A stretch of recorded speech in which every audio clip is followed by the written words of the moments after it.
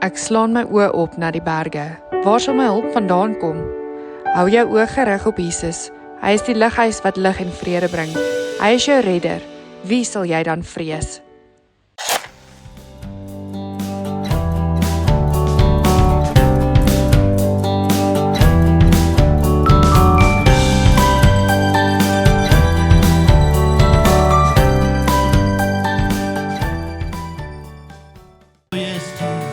Jesus, you're all that I need. You're all that I need, Lord. Yes, Lord. Ja, Here Jesus, U is alles wat ons nodig het.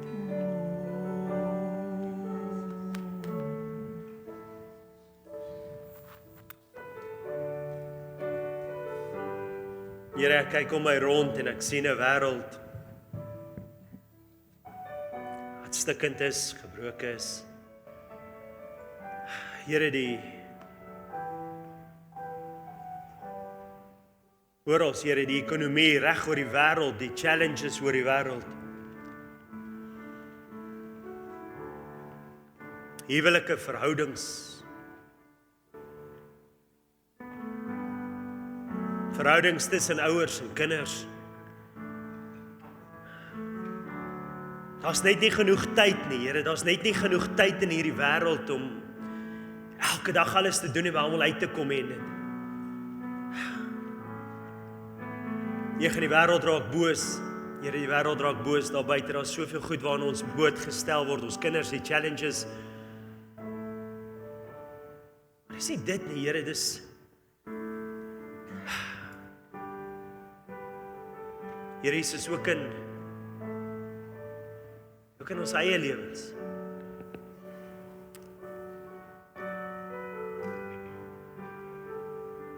Ja.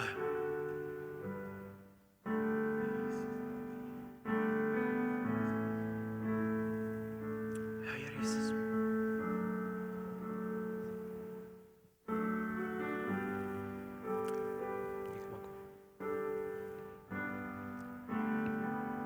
Here, die challenges buite is nie net meer buite nie, maar dis ook hier by my.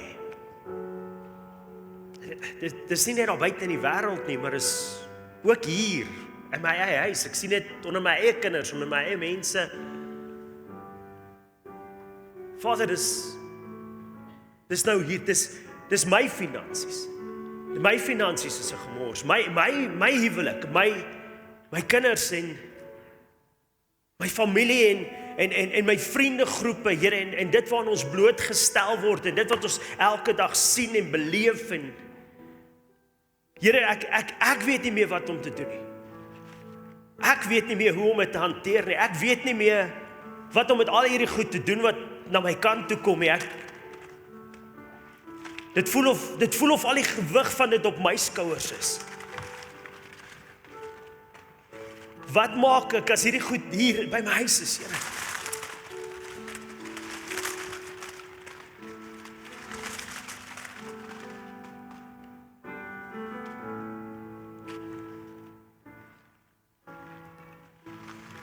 Dis in hierdie oomblik. Jy kan maar sit, maar dis in hierdie oomblik.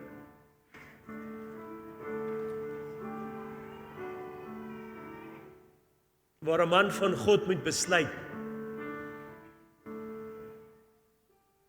Gebeur hierdie goed met my omdat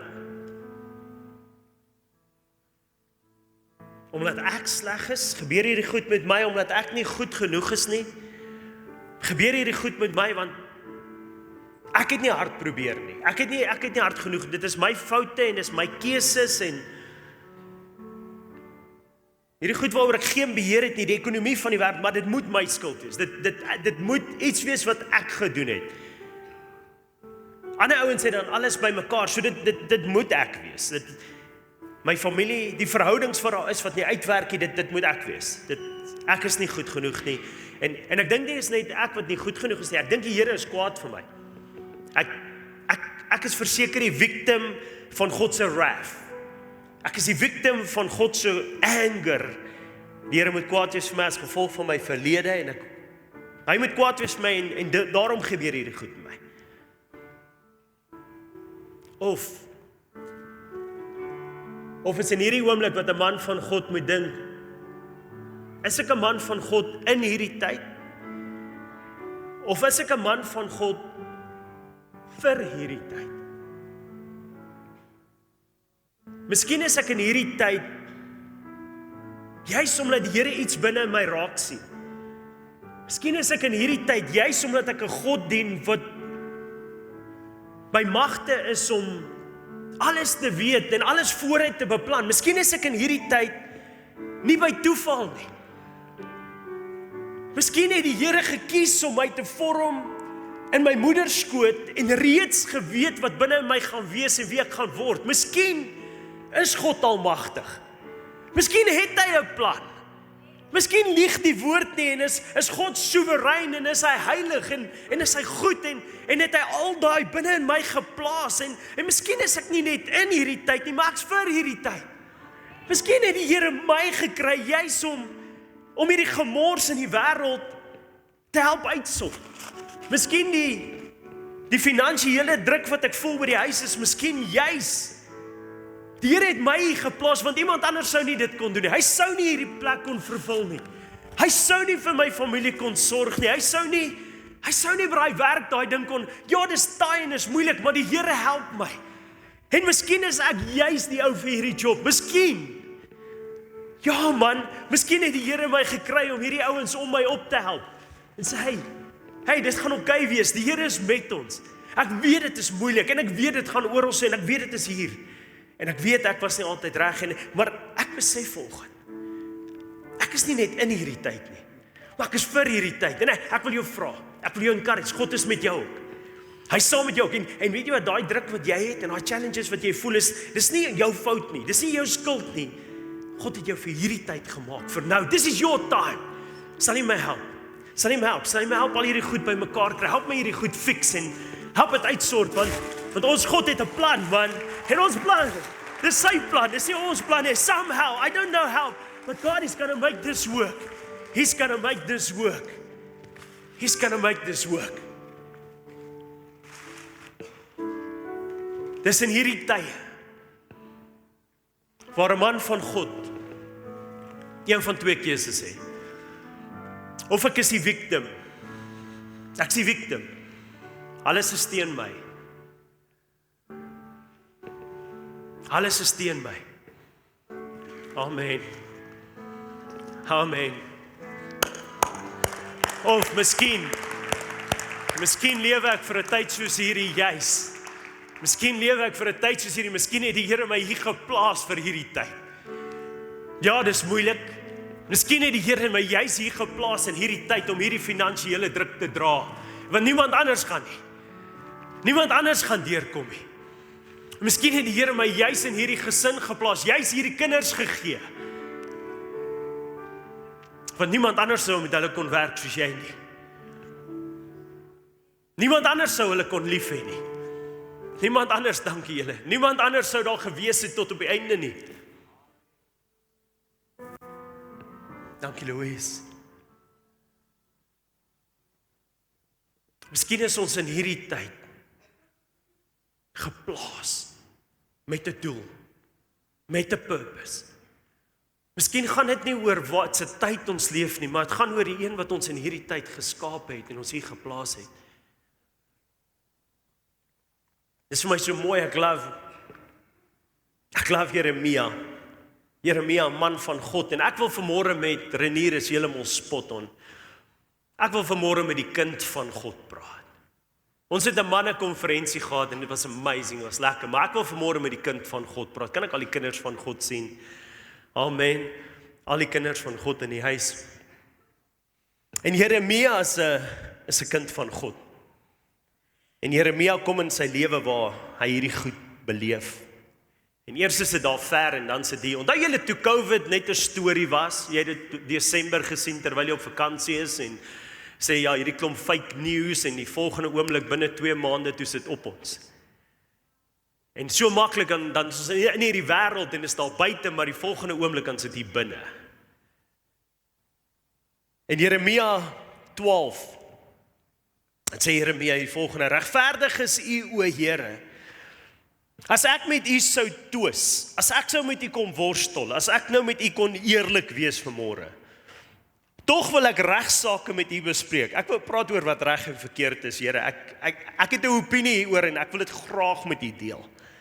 Waarom is die weg van die goddelose so voorspoedig?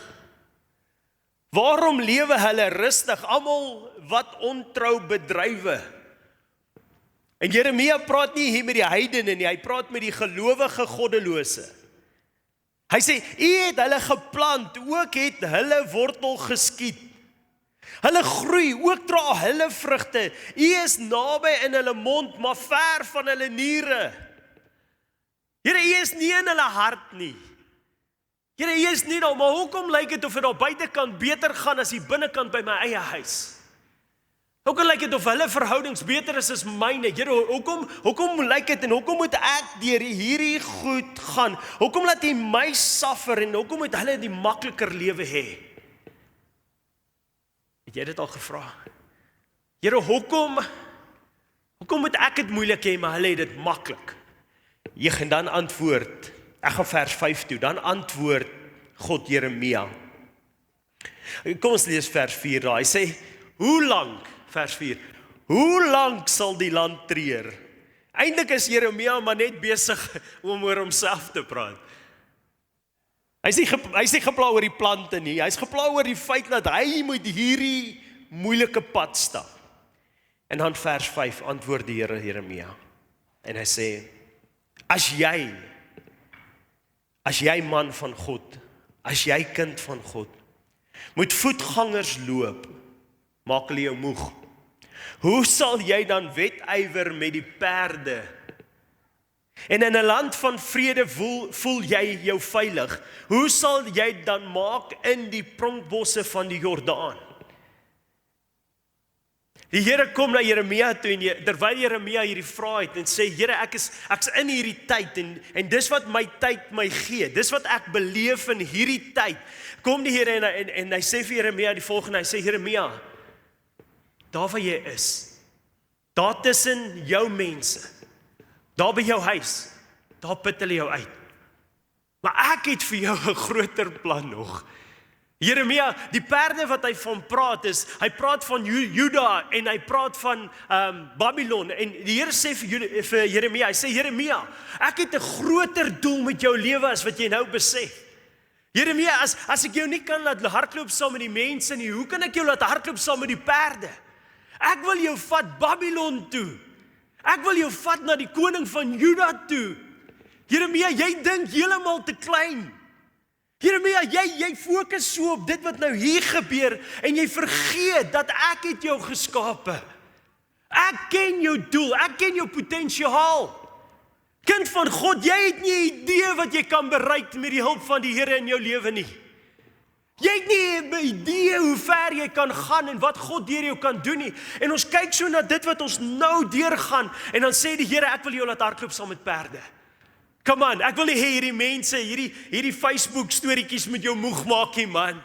Ek wil nie hierdie berigte van goed of dit wat jy nou deurgaan met jou moeg maak nie. Ek het nog 'n groter plan vir jou. Ek wil jou na Juda toe stuur. Ek wil jou na Babylon toe stuur. Ek wil hê jy moet hardloop saam met die perde. Jy sien, ons is nie 'n man onder 'n bussie nie. Ons is 'n man met 'n visie. Amen.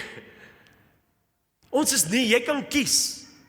Jy kan kies of jy 'n man onder 'n bussie is en of nou net 'n bus oor jou gery het of 'n trok oor jou gery het en jy's die victim en alles loop verkeerd met jou en die Here moet kwaad wees vir jou en of jy kan vanoggend hier sit en die woord van die Here hoor wat na jou toe uitgaan en sê, ek het soveel groter planne met jou.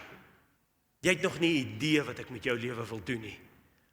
Ek sê nie dit wat jy nou deurgaan is nie reël nie. Ek sê nie dit wat jy nou voel is nie reël nie. Ek sê nie dit wat jy nou beleef is maklik nie, maar wat ek vir jou sê is met die Here aan jou sy, met hom aan jou kant, is dit wat jy nou deurgaan niks in vergelyking waartoe hy jou wil vat nie. Kerk, hy ken die begin en die einde. Hierdie is jou tyd. Hierdie is jou tyd en jy kan vanoggend kies, hier waar ons begin, kan jy besluit maak en sê, ek is gebore vir hierdie tyd. Ek is gebore vir hierdie huwelik. Maak nie saak hoe moeilik dit nou daarin is nie. God het my hier geplaas. Hy het alles binne in my gesit wat hierdie ding kan uitsort. Ek is gebore en hy het my in hierdie besigheid geplaas. Ek sê nie dis maklik nie, maar niemand anders sou dit kon deurgaan behalwe jy met die krag van die Here binne in jou nie. Niemand anders sal daai kinders kan red. Niemand anders sal daai ouers kan help. Niemand anders kan dit doen wat God deur jou wil doen waar hy jou geplaas het nie. Hierdie is jou tyd. This is your time to shine. This is your moment, child of God. This is what God has planned and purposed for your life. En jy kan vanmôre voel soos die victim of jy kan vanmôre in Christus Jesus besluit ek's die victor. Die Here het lank voor die grondlegging van die wêreld reeds geweet wat gaan hier gebeur. Het hy nie? Hy het reeds geweet waar die reg gaan. En hy het jou gepurpose, hy het jou geplaas. En jy kan vanoggend sê, I've got this. I've got this. I've got this. Kom aan, sê vir die persoon langs jou, I've got this. This is my moment. Kom chat, sê vir jou langs jou, kom ons praat bietjie Brits. This is my moment. En sê vir die Afrikaanse ou, dit beteken hier is my oomblik. This is my moment. This is my moment. Wat gaan dit help? Ek en jy sit en murmureer oor dit wat ons deurgaan en ons sien nie die potensiaal wat God binne in ons geplaas het raak nie. Ons vat dit nie, ons seize nie die moment nie, ons is so vasgevang in dit wat om ons gebeur en ek sê nie dis reël nie, ek weet nie waar die gaan nie, maar ek het gesien hoe die Here in 'n hospitaal, iemand wat daar lê en hulle is siek kan vat en begin gebruik en mense om hulle genees. En dan loop daai persoon nog steeds die pad en hy voel die seer en hy siek, maar die Here begin werk daar en hy bou ander mense se geloof op. Ek het toe ons hierdie mannekonferensie beplan, ek dink ek het al hierdie getuienis gedeel en as ek het, verskoon my. Toe moet ek by Enrico uitkom wat Vrydag aand bedien het. En nie ek of hy kry afspraak gereël nie. Dan kan hy nie, dan kan ek nie, dan kan hy nie. En so bel hy my en hy soos, waar is jy nou? En ek soos, nee, ek's hier en hy sê kry my by Seattle en ek sê, is great, kry jou daar. Hy sê hy het net 'n uur. Ek sê nee, is fine, ons is nou daar. En ons kom maar. Ons gaan sit en na 15 minute toe kon ons nou actually sit. Nou dit is 45 minute. En ons begin praat en toe ons begin praat kom daar iemand ingestap en hy soos pastor, ek soos ja, hy soos ek dink dat nou net iemand in jou kar vasgery. Nou ek stop juis. Ek is daai ou wat oor double parking stop deur in die verste plek waar niemand anders moet wees nie. En ek in die oomblik sit ek daar en ek sê ek het nie nou tyd. Hier my kop en ek soos ek het nie nou tyd vir dit nie. Ek het nie, ek het nie nou hier en ek vra vir Enrico, gee my net 'n oomblik. En ek staan op en ek vra vir die Here, ek sê Here, ek is besig met u dinge. Maar ek vra vir u nou, as hierdie ding wat nou gebeur het, ek is nog nie buite nie. As daar enige manier is hoe hierdie ding ten goeie kan meewerk, gebruik my volgende. En soos ek uit die koffieshop uitstap en ek sien my voertuig en die voertuig teen my kar, sien ek hierdie vrou en ek sê vir die Here, Here, wys my waardeur sy gaan. Gee my hart vir haar, gee my hart vir haar, haal my uit die omstandighede uit, net vir 'n oomblik, dat ek kan sien wat u wil doen. En die Here begin met die vrou wys. En soos ek aangestap kom na toe, begin sy verduidelik en sy vloek die ander vrou wat voor haar, moes 'n ander vrou gewees, dis nie 'n ander man nie. Maar sy vloek die ander vrou wat voor haar aangery het en ek soos nee, wow, ek sê wow, en sy soos nee, maar ek sê wag net, wag. En sy soos ek's baie jammer, ek soos wow. Is jy okay? En sy sê, ja, ek is alright, maar ek sê, wag. Ons kan nou gaan kyk na my bakkie. Is jy okay? En die vrou kyk my en die trane begin hardloop oor haar wang, sy sê, ek is nie. Sy sê, ek is nie okay nie. Ek sê, wat's fout? En sy sê, my lewe val uit mekaar. Ek sê, wow, ek ken nie een wat dit kan fix. En ek vat my hande en ek sit dit op haar skouers en ek begin vir haar bid. En ek begin haar bedien en ek sê, Vader, die Here het jou vandag hiernatoe geroep. Want hy wil hê ek moet vir jou sê dat dit gaan okay wees. Hy is saam met jou. Hy sal jou nie los nie. Hy gaan jou nie alleen los nie. Hy's by jou tot op die einde en wat ook al en ek bid vir haar en ek klaar gebid en maak sy haar oë oop en sy vee die trane af en sy sê vir my, "Jeeg, dankie. Jy besef nie hoe belangrik hierdie ontmoeting vanoggend is nie. Jy besef nie wat dit op hierdie oomblik nou vir my beteken het nie. Kan ek weer in jou bakkie vasry?" Ek sê nee, asseblief moenie. En sy sê, kom ons gaan kyk en ek sê van nee, dis fine. Whatever daar is, het die Here reeds vir my gesê, daar's bigger purpose tot hierdie ontmoeting as wat daar gebeur het. Klim jy in jou kar en ry, ek sal later kyk. en die dame ry daar weg. What if that moment was planned by God? Jy sê, ja, maar die vyand kom en steel en verwoes en vermoor en niemand iets dood nie, niks is gesteel nie, my bakkie het 'n merkie op, is nie so erg, hy ry nog net so lekker. What if that moment, what if that situation right there was something God purposed? En hy het 'n plan gehad in daai oomblik, want hy het as dame wat ek nie weet of sy wou selfmoord pleeg of wat is hy deurgaan nie, en die Here wou haar red daar op daai oomblik en dit gaan nie oor my nie.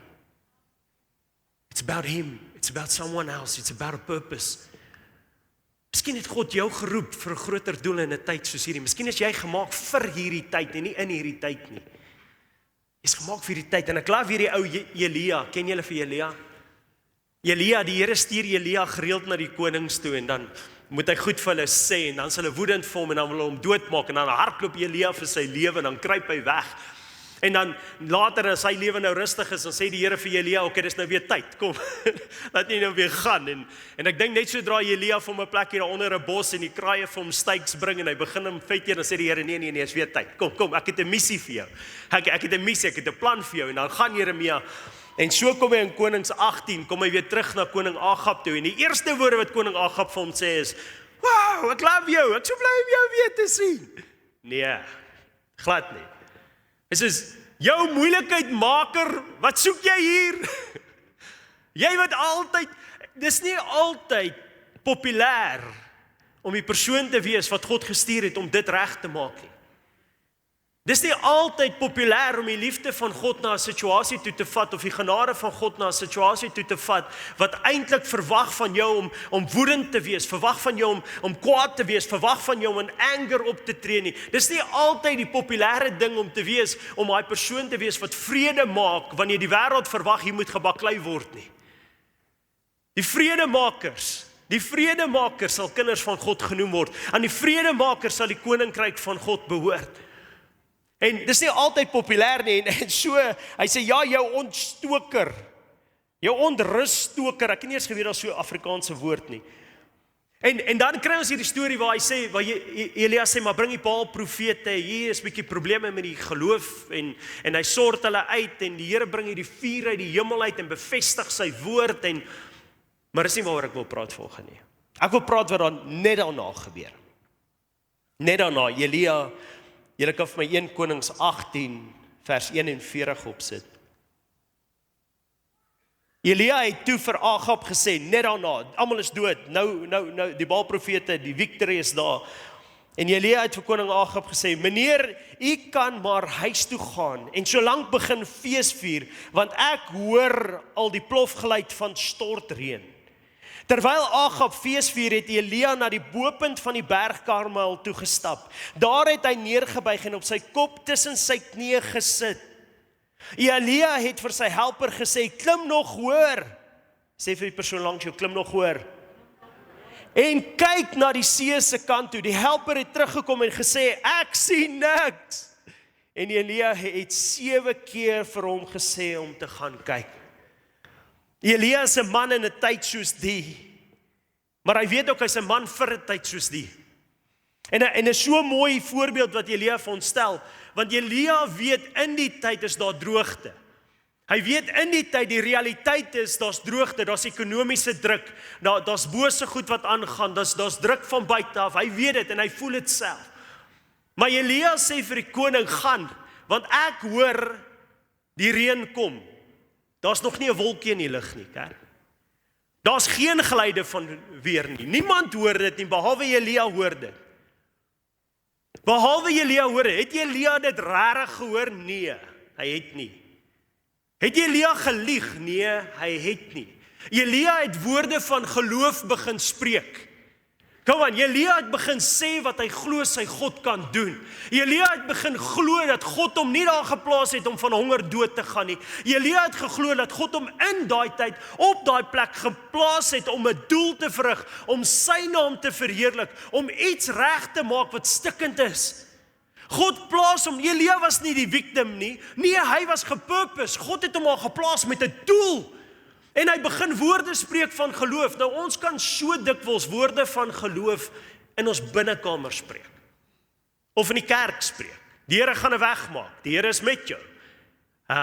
Die Here is die God van gister, vandag en môre. God sal jou nie verlaat of in die steek laat nie. Of Here, ek glo U is met my. Maar wanneer spreek ons woorde van geloof daar buite? Kom kerk, ons moet begin woorde van geloof daar buite spreek, laat die koning dit kan hoor. Onthou, die koning was sy vyand, die koning was kwaad vir hom, die koning was nie sy maatjie nie, maar hy het woorde van geloof gespreek en gesê, koning, ek hoor die reën kom. Kom aan, ek hoor die Here is besig om 'n weg te maak. Ek hoor 'n ding gaan gebeur. En toe klim hy op, hy klim op tot hierdie bo-punt en hy begin sy helper encourage.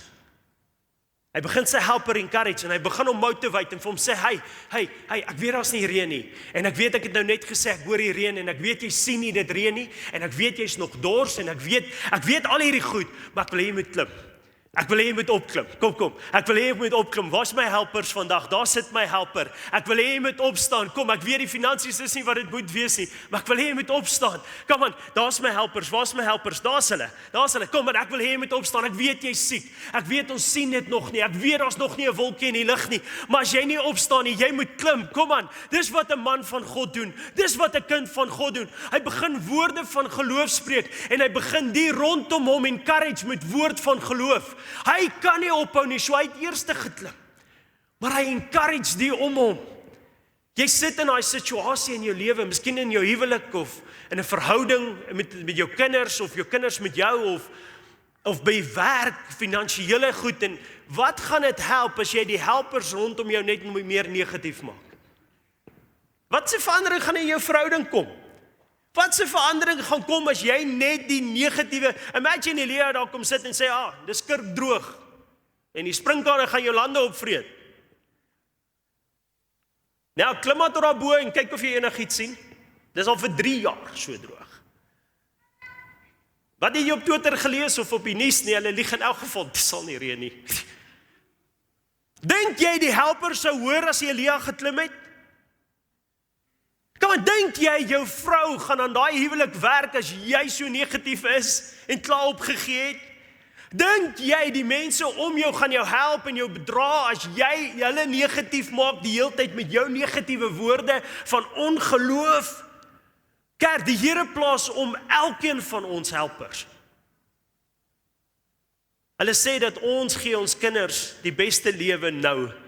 Maar kom ek sê vir jou, dis nie so nie, hulle gee my die beste lewe. Hulle help my. Elke sent wat ek spandeer aan hulle, elke oomblik wat ek spandeer, hulle bou my. Dit hou my jong. Dit gee my energie, man. Dis wat dit in my lewe doen, maar daarom kan ek nie my helpers breek nie, daarom kan ek nie my helpers stop nie, ek moet my helpers ophelp, ek moet hulle encourage en vir hulle sê, daar's meer, daar's groter dinge, daar's dinge wat die Here in jou lewe wil doen en deur ons wil doen, ons moet net vir nou moet ons opstaan en begin klim en klim en klim. Die woord sê dat hy hulle laat hoor klim, en ek dink so aan Jesus se woorde wat sê dat groter dinge sal julle doen as wat ek ooit gedoen het. Groter dinge sal julle doen. Jesus sê dit, hy sê groter dinge sal julle doen. Maar jy sien, Elia was op sy knieë. Die woord sê hy het opgeklim en hy het op sy knieë gaan staan. Kind van God, jy sal dit nie maak as jy nie op jou knieë begin nie.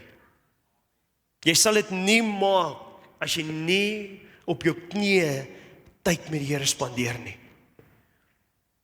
2 Kronieke 7 vers 14 sê dat if my people that's called by my name shall humble themselves and pray and seek my face and turn from their wicked ways, then I will heal their land.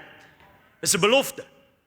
As my kinders, wat my naam geroep is, sal wegdraai van die wêreld af, my aangesig soek, my naam aanroep, dan sal ek.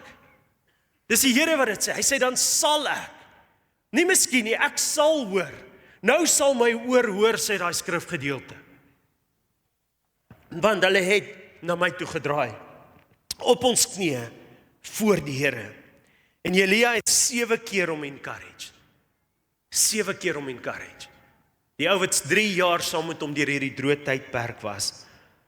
En ek kan nie anders dan vanmôre vir jou te sê, dat die Here stuur my met hierdie skrifgedeelte na hierdie huis toe. Sit my Esegiel 22:30 op. Hy stuur my met hierdie woorde na hierdie huis toe. Dit was 'n rowwe week, dit was 'n rowwe naweek en ek het nie baie afgesonder en voorberei vir vanoggend tydens met alles wat aan die gang is. Die Vrydag bedien, Saterdag bedien en gisterand tot laat by die voete van die Here gesit en hy sê vir my, Dani, dis wat ek wil hê jy moet sê. En ek het onder hulle 'n man gesoek. Kom ons maak dit vir almal vanoggend, maar ek het onder hulle 'n kind gesoek. Ek het onder hulle 'n kind gesoek wat 'n muur sal bou.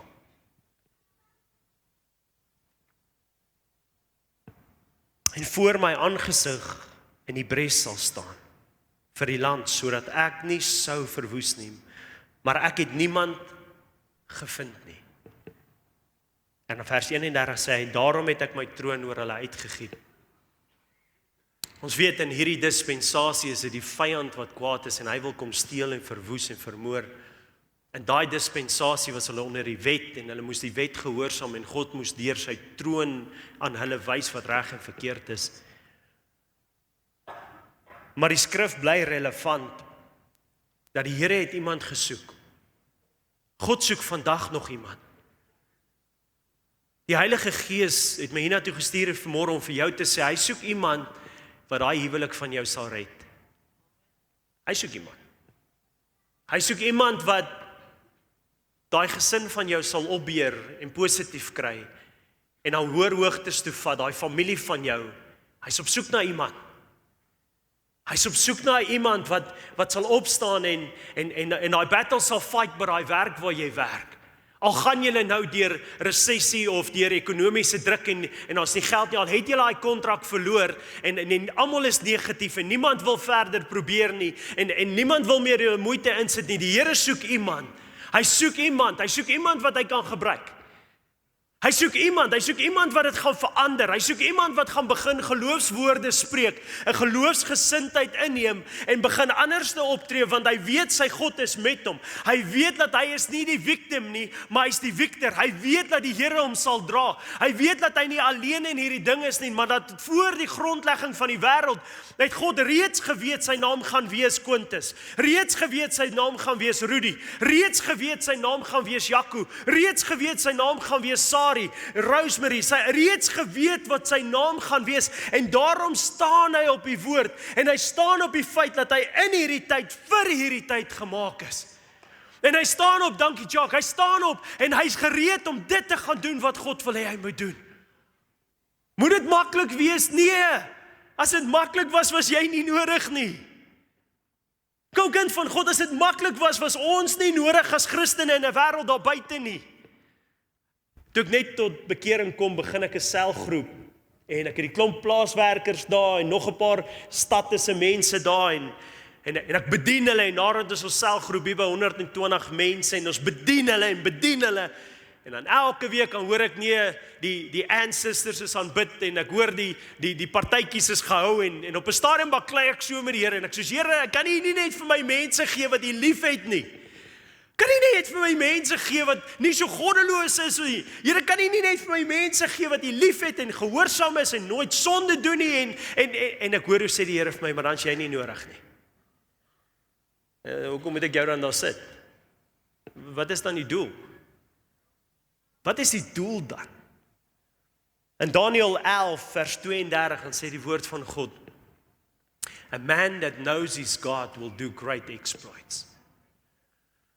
They that don't will wither away, but they that know their God will do great exploits.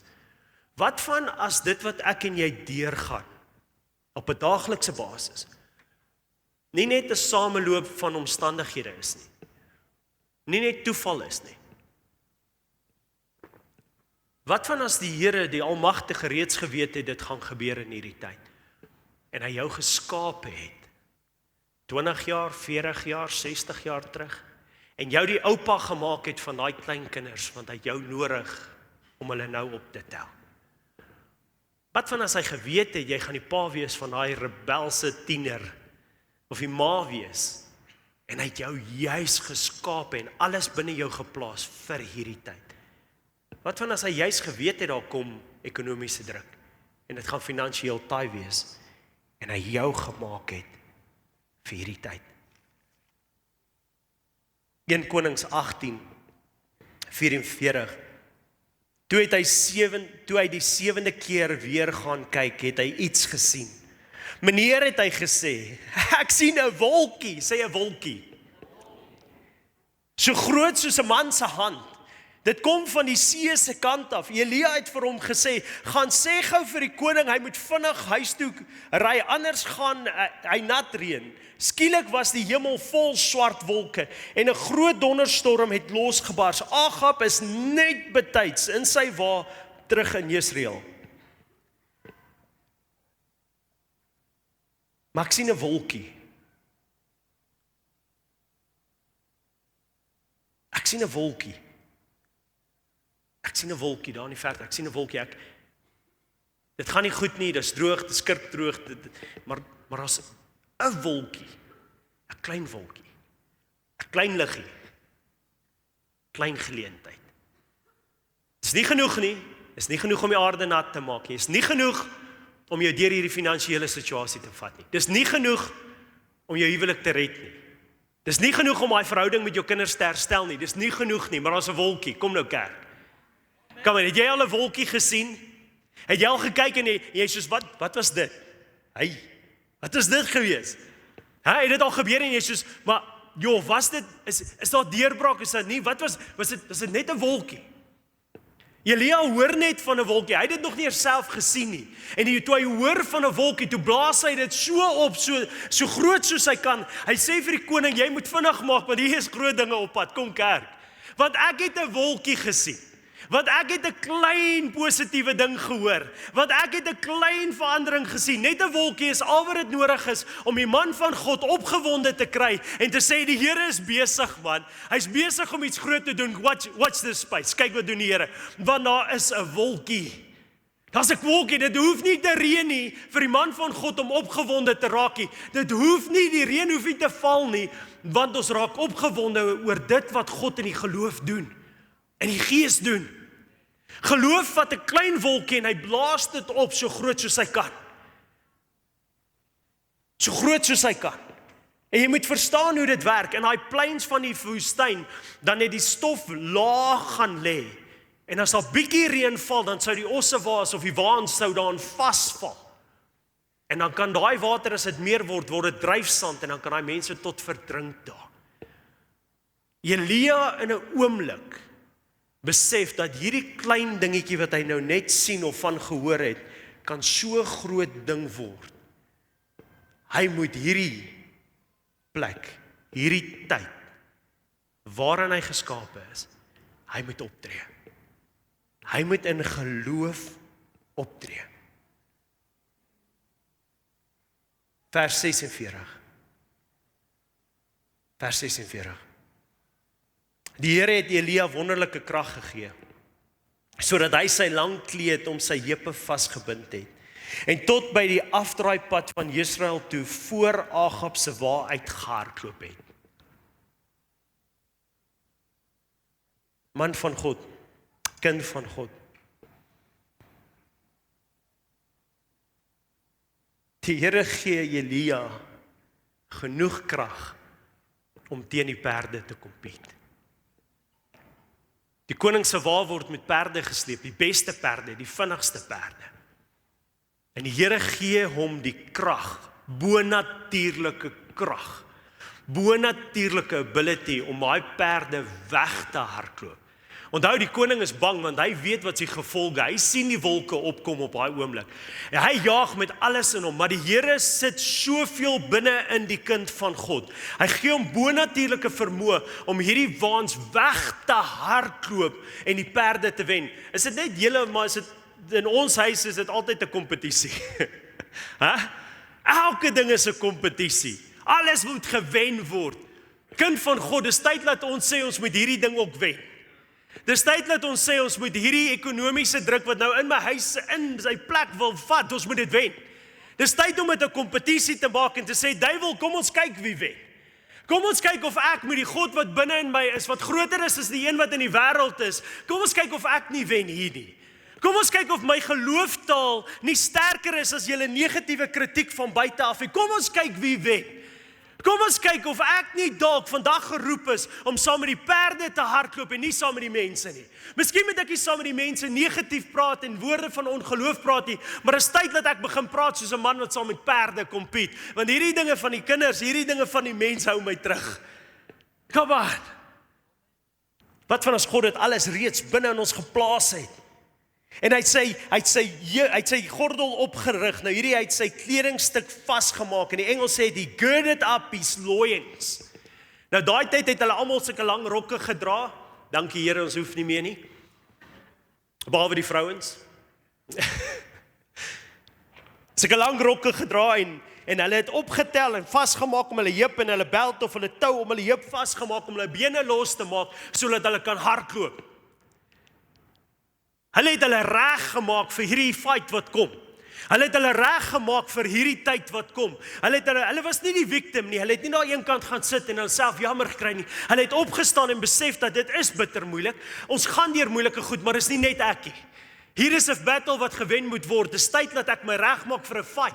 Dis tyd dat ek my reg maak vir wat kom. Ek is gebore vir 'n tyd soos hierdie. This is my time to shine. This is my moment. I'm going to seize this moment, carpe diem. Ek gaan die beste maak van hierdie oomblik wat ek het in hierdie gemors. En as ek hierdie ding uitgesort het, het ek gewen. Ek gaan hier die beste doen. En hy girded up his loins. Net vir die vrouens. Julle ken die Spreuke 31 vrou. Né? Weet julle die woord daar ook sê, gird up your loins? Gird up your loins, maak jouself reg vir dit wat kom, vrou van God. Maak jouself reg vir dit wat op jou pad kom. Maak jouself reg vir hierdie geestelike battle wat kom. Toe Job by die Here gaan sit en kla. En hy kla en hy sê, Here, maar kyk my omstandighede, kyk waardeur gaan ek, kyk hoe sleg gaan dit met my.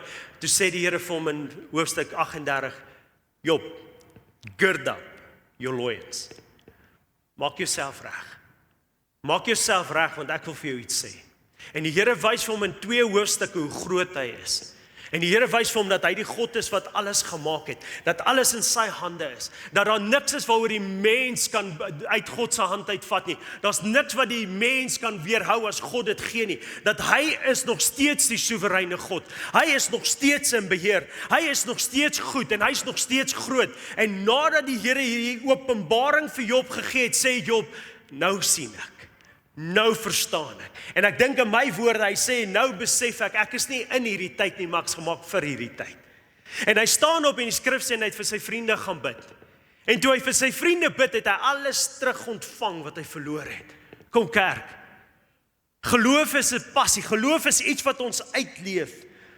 Ek sluit af met hierdie laaste skrifgedeelte en ek het gevra hom om vir my in die New King James in die Engels opsit.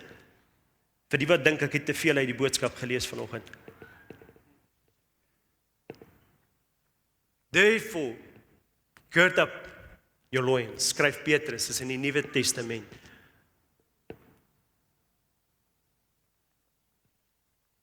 Therefore, gird up your loins of your mind. Come on, hier is 'n mind battle. Hier is 'n mind battle. Jy voel dalk of jy in hierdie tyd is en die dinge te veel is vir jou en dis jy en jy's skuldig en dis jy en jy's die oorsaak daarvan en jy's nie goed genoeg nie en die Here sê vir jou no, gird up your loins of your mind. Trek op die rokkie, maak hom vas. Maak gereed. Be sober and rest your hope fully upon the grace that is to be brought to you at the revelation of Jesus Christ. Sonder 'n openbaring van wie God is, hoe groot hy is, dat hy in beheer is, sal jy nie dit kan doen wat ek vanoggend sê nie. Sonder 'n openbaring van dat hy jou Vader is en hy jou liefhet, dat hy omgee vir jou, sal jy nie dit kan doen nie. Wimpie het gister vir die mans wat hier was, sy getuienis gedeel. En hy het gesê, daai oomblik toe die Here vir hom wys dat die hel 'n werklikheid is, toe besef hy, dat daai is real. Daai is real. God is rarig. Die lewe hierna bestaan rarig. Elkeen van ons het 'n openbaring nodig van wie hierdie Jesus Christus is wat ons sê ons dien. Hoe groot hy is, hoe getrou hy is, dat hy jou nooit sal verlaat nie, nooit in die steek sal laat nie. Volgende vers. As obedient children, not conforming ourselves to the former lusts, as in your ignorance. Volgende.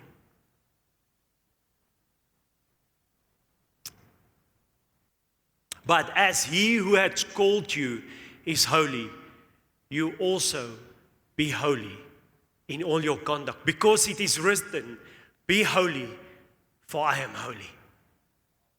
Daai holy beteken be a saint. Die woord sê be a saint. Be a saint. En om 'n saint te wees beteken to be consecrated, set apart for God. But it beteken is Romeine 12, do not be conformed to this world, but be transformed by the renewal of your mind, so that you can prove and see what the acceptable and perfect will of God is for your life. But you cannot be it. You cannot be it and be the victim at the same time. You can only be it when you realize that God has called you for more. There's so much more. Daar's soveel meer wat die Here deur jou lewe wil doen. En dit maak nie saak waarin jy jouself bevind vanmôre nie. God het 'n plan met jou. Jy is 'n Jeremia, jy is 'n Elia, jy is 'n man van God, jy is 'n kind van God, gemaak vir 'n tyd soos hierdie. Miskien daar by die skool en ons kla oor die skole, miskien moet ons die verandering bring. Ons kla oor ons werksomstandighede, miskien moet ons die verandering bring. En nie uit onsself uit nie, want jy kan nie uit jouself uit hierdie goed doen nie, maar met 'n openbaring van wie Christus Jesus binne my is, sien ek kans vir hierdie wêreld. Met my God aan my sy loop ek 'n bende storm. Met hom aan my sy spring ek oor 'n muur. Kom kerk. Met die Here binne in my wat groter is as hy in die wêreld daar buite. Wie sal ek vrees? Vir wie sal ek bang wees? Hoekom sal ek wegstaan en wegskram van konflik? Hoekom sal ek nie my alles in hierdie ding insit as ek weet my God is in dit nie? En as ek weet dat hy het my gepurpose. Hy het my gepurpose vir hierdie tyd. Jy leef in hierdie tyd nie by toeval nie. Jy leef in hierdie tyd omdat God jou hier geplaas het. Jy het 'n doel as 'n kind van God. Jy het daai vriende om jou vir 'n rede. Jy's in daai familie vir 'n rede. Jy's by daai werk vir 'n rede, want God soek 'n man wat sal opstaan. Hy soek 'n vrou wat sal opstaan. Hy soek 'n kind wat sal opstaan. Ons het 'n awesome naweek gehad en ek gaan solank die mans wat die item gaan bring vorentoe roep. Ons het 'n amazing naweek gehad. Ons het Vrydag aand weggeskop met Enrico wat 'n woord gebring het en gesê just be. Just be. Just be who God created you to be. Hou op jou probeer by hierdie standaarde wat die wêreld daar buite sit opleef vir dit. Just be. En hy het met ons gepraat oor die Vaderhart. En hoe die Vader se hart is dat jy net sal wees wie hy jou geskaap het om te wees. En dat jy net in 'n verhouding met hom sal staan. Saterdagoggend het Renier so mooi met ons gedeel en hy het gesê dat in wie se hande is jy? Want 'n golfstok in Tiger Woods se hande beteken miljoene rande. Baie victories. Maar golfstok in my hande beteken niks. Maar in wie se hande is jy? Wie jy is? In hierdie tyd wat jy leef, in hierdie oomblik, in wie se hande is jy? Want sit jou lewe in God se hande. Pastoor Kobus het gesê, dis tyd dat ons oorgee. Kind van God, dis tyd dat ons oorgee. Dis tyd dat ons oorgee en ons gedagtes oorgee aan God. Dis tyd dat ons negativiteit oorgee aan God. Dis tyd dat ons wie ons is oorgee aan God en meer van hom in ons kry. En dis tyd dat ons soos manne en kinders en vrouens van God begin woorde van geloof spreek. Dit is tyd dat ons die mense om ons begin encourage en motivate, want ons wil 'n resultaat sien en ons glo die Here sal dit vir ons gee. Hy sal ons mos nie verlaat en steek laat nie. Dewald en Morney het so mooi met ons gepraat en gesê, dis so maklik om dit te mis. Dis so maklik om te dink 'n man is iets anders as wat die woord van God sê. En dit is so maklik vir jou om dit te misvolg en dit is so maklik van jou om die victim te wees en na al die leuns van die wêreld te luister en te sê wat vir jou sê jy's nie goed genoeg nie man. Jy het 'n mes daarvan gemaak. Jy sien, almal sit in hierdie slegte situasie as gevolg van jou en dis die leuen. Nee. God het jou daar geplaas. Jy's vir hierdie tyd. Yes, gaan ons altyd alles reg kry? Nee, ons gaan nie altyd alles reg kry nie. Maar God knew it when he placed you there. He knew it when he placed you there. En Wimpie het gisterand gedeel oor die openbaring wat ons nodig het. En is so my gebed vanmôre dat jy hierdie openbaring sal kry van dit wat ek vanoggend vir jou sê, want ek weet nie hoe om dit duideliker te sê nie. En ek weet nie of ek nog skrifgedeeltes gebruik en of ek nog 'n uur aangaan of ek dit sal deurkry na jou toe nie. Jy's nie net geskape vir 'n tyd soos die nie. Jy sit nie net in daai situasie nie. Jy's geskape vir daai situasie. You're purposed for this time.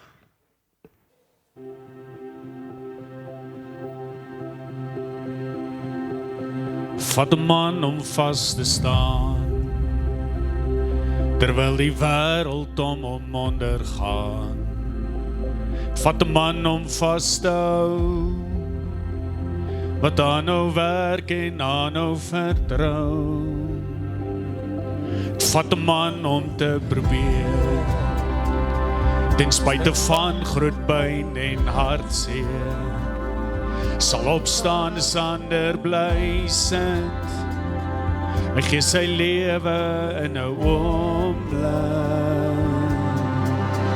Staan op, man van God, tel op jou kop, want ons weet wat ons weet.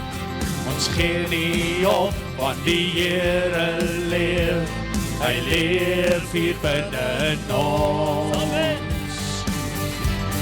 En al droog rivier en dam ook op, en die oes misluk en die lammer soek. Dis die man van God wat altyd sal bly staan. In Jesus naam.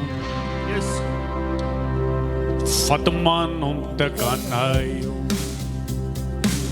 wat kan erken hy's nietig en vuil. Vat 'n man om te kan bid, 'n regte man om God eerste te sit. Vat 'n man om te bly veg, terwyl die vyand hom aanhou terg. Hy slaan sy oë op na die Heer, en Jesus naam sal hy triomfeer. So staan op, man van God, tel op jou kop, want ons weet wat ons weet. Ons gee nie op, want die Here leef. Hy leef hier binne in ons. En al droog rivier en dam ook op, en die oes misluk en die lammer soek. Dis die man van God wat altyd nog bly staan.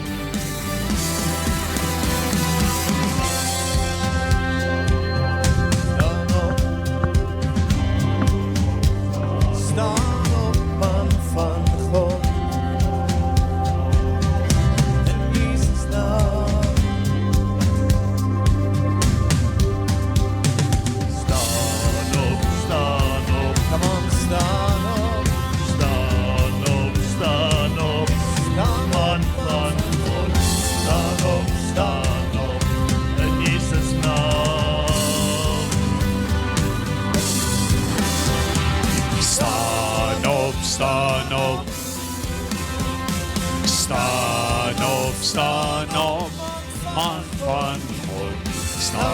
Staan op, in Jesus naam.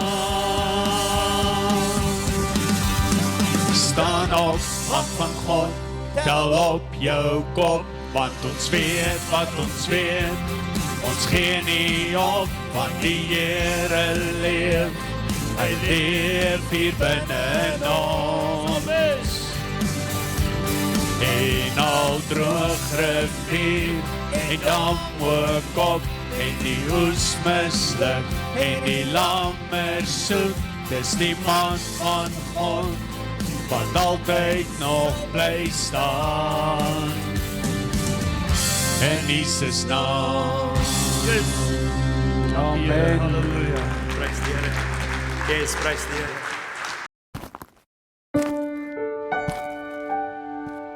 Ek slaan my oë op na die berge. Waar sal my hulp vandaan kom? Hou jou oë gerig op Jesus. Hy is die lighuis wat lig en vrede bring. Hy is jou redder. Wie sal jy dan vrees?